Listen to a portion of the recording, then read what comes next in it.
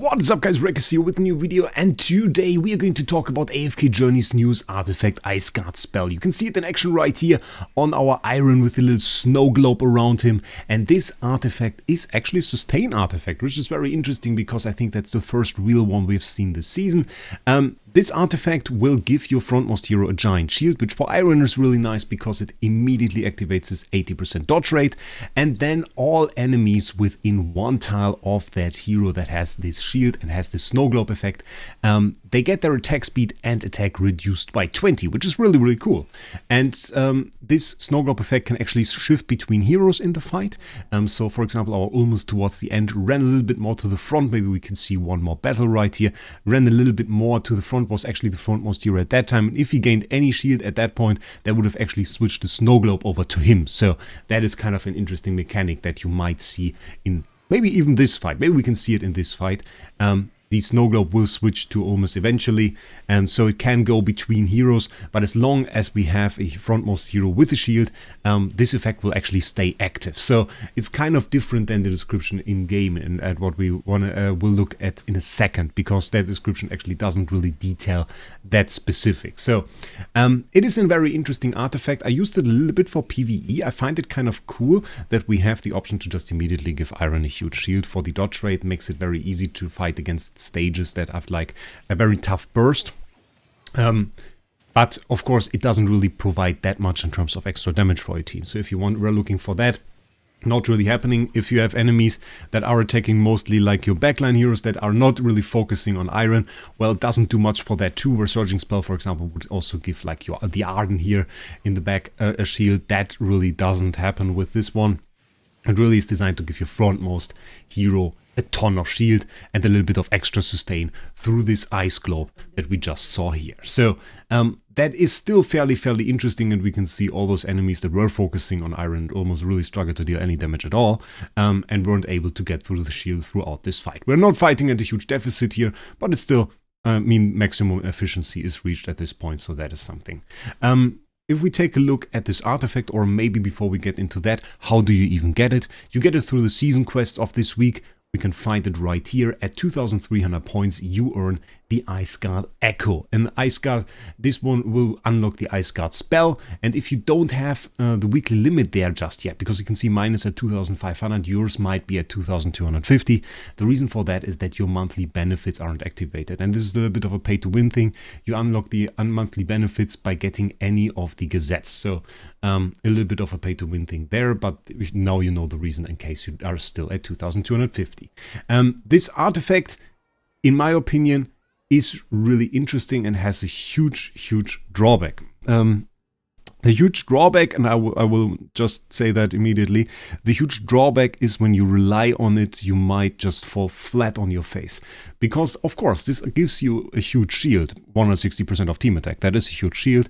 It gives you a ton of fist def and magic def, vitality, haste, everything is nice. We have the reduction of the enemy attack, which is certainly meaningful.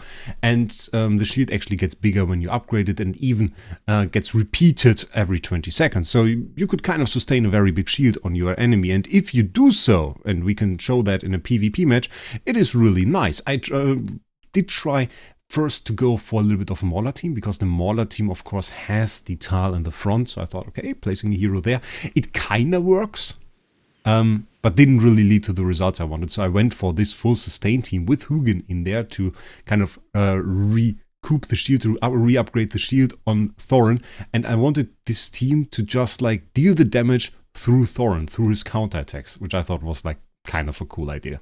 We can see the shield immediately gets activated. We have it there, and Andre of course struggles a little bit to get through this shield at all. It takes quite a while, and when we get the Hugin ult active, this shield will actually immediately come back, which then of course allows us to take even more damage, and allows Thorin to deal even more damage with his ult, so we can kind of slay our way through the enemy team based on Thorin ults, which I thought was like really funny. It is not really a sustain meta at the moment, I have to say. And we will see another problem with this in a second, because if we try this very same team, and you saw just how tanky that Thorin is, if we try this very same team against Atraxi at the moment. Atraxi, other content creator, definitely check out Atraxi. has a Siren in their team. And if we fight this Siren, you will notice a very big problem. In this situation, we are relying, of course, on our Thorin being very, very tanky. But when we go into the fight here, there is no shield. There is no shield because our Merlin is silenced. And before we even get to that, I mean, we got cooked by the Cryonaya ult before the 8 seconds were even over. But this really, really is a problem. When you rely on this defense that you have on your Thorin, when you rely on that big shield, and you run into a Siren and that shield is just not there, your team might just fall apart. Your team might just fall apart completely. Because you built a sustain team relying on this artifact, relying on like an initial shield, relying on an initial attack reduction. And what do you fight with the sustain team? Well, you fight with the sustain team against burst teams, because if you outlast a burst team, you often can win with a sustain team. But for that, the initial seconds of a fight are really what determines whether you're going to win or not. And in this initial time, your artifact might just fall apart just because the enemy is running a Siren, which in my opinion will be an enemy hero. And I have detailed that in many videos that will become more common throughout the coming PvP days, fights, whatever you want to call it. I think many more people will use him because he is a great hero. I really like him. Atraxi really likes him. I think Brownie doesn't have him yet, but will like him too. I'm sure of that. And of course, this immediate use that you get from an artifact is just not there at this point. So this is an artifact that is very easy to counter. And if you want to build a sustain team around it, and the enemy has a Siren, will end up absolutely disastrous for you, because it might end up with you just getting wiped before you even get to start really sustaining, before you get things up that are like major tools of sustain team, like a Coco ult, for example, giving you all of those shields, or let's say a Hewen ult. And in those scenarios, this is like really, really bad. So would I want to run Iceguard Spell in a defensive situation? I'm not too sure. I would be rather afraid of running into a Siren. So that for me would be a thought that I would have, and that is a little bit of a problem. The next thing is, for a lot of players, a major goal in PvP is to beat opponents that are stronger than them, that have like a higher Paragon average on their team, that do have better heroes, and they want to punch higher and defeat like those stronger opponents through better teams. This is like a main thing for most people, and for many people, for example, Bonnie was a great hero for this because she generally allows that. With an artifact like this, there is a bit of a problem, and the problem is that we of course have shield gain, and shield gain is influenced by inspiration and intimidation. And those stats we certainly discussed quite a lot. So if you try to use this artifact to sustain against an enemy that is stronger than you, then you will get hit with intimidation. And intimidation says every point of intimidation reduces all enemies' healing effects, shield value, extra energy gains, and buff effects. And this is of course shield values in there, meaning if the enemy has a Paragon advantage over your team, the shield that you get through this artifact will actually be smaller.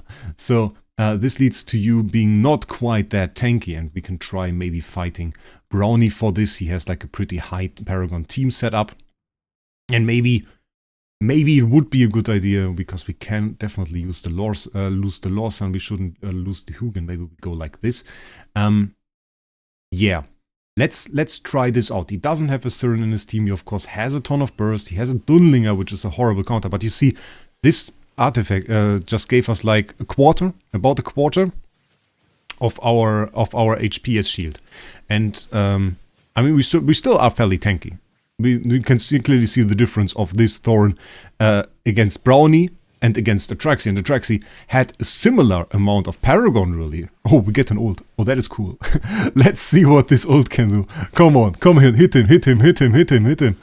Oh, how do we not get this? Oh, that is horrible. I don't like this. We didn't get it. Or did we? I'm not sure. Give him a shield. Give him a shield. Okay, I'm a little bit hyped, I have to say. Are we in the ult? I think we are. Okay, we didn't do any damage. It was a little bit horrible, I have to say. But the tanking here is off the charts. It's still off the charts. It doesn't really do a whole lot for us at the moment, because he still wipes our supports. But like in terms of just like tanking, this was an absolute madness, I have to say. Let's see how much he really took in terms of damage. 103 million. So it is not a bad artifact when it doesn't get countered. Like in this situation, it kind of worked out for us. We didn't do a whole lot of damage necessarily, but we could build around that now maybe and try to make like a team that works against this. And I would doubt that we could strike like a win against Brownie, but we could probably get closer to that. And there is some merit to like sustaining. You can probably go in there, take like a Bonnie with you, get like a little bit of damage going there, and the longer you can last against such a team, the better your chances are. So 1 or 3 million tanking on Thorin is not too bad. But we kind of have to remember the start of this. Start of this was we had about a quarter of our HP as shield. Let's try the same thing once again. Let's try the same thing and just look at the starting value when we fight Andre, where the Paragon averages are a lot different. So let's see the shield. It's like half. So we got like double the shield nearly on against Andre compared to Brownie, and compared to the fight against Brownie.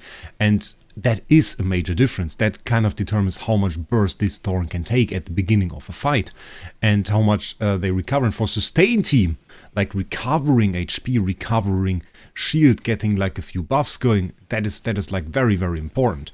And thus it makes a very big difference what the Paragon really is. And that is, I think, is a little bit sad, because to kind of conclude this train of thought, you will have a tough time punching somebody that is a little bit stronger than you with a sustain team and winning there, just because, well, it is so much harder to sustain against somebody that is stronger than you, not only because they deal more damage, but also because you can't heal. So, or can heal less, we should say. We saw the difference there. Yeah, so that is a little bit of a problem at that. And furthermore, I expect to see more Siren throughout all of the teams. So this will be furthermore a problem. But I think it is interesting to do some experimenting with that. I want to do some experimenting with more sustain teams, maybe include the Bonnie into the team, maybe try to do a little bit more with Hugin. I'm certain that, honestly, I think there will be a video from Brownie, I reckon, because he has this huge P3 Hugin, and I reckon he will make like a very cool team with it. So definitely maybe check out Brownie. He will probably also make a very nice team. And with that, I think, yeah, kind of a mediocre artifact, I would say. An artifact that probably would have been very meta before Siren release. Now with Siren release, I just can't trust in this. It just might be gone when I need it. So yeah, tell me your thoughts about this artifact down in the comments. And if you haven't already, on the way down, maybe subscribe. That would be very, very nice. And other than that, I wish you a great day. We'll see us in the next one.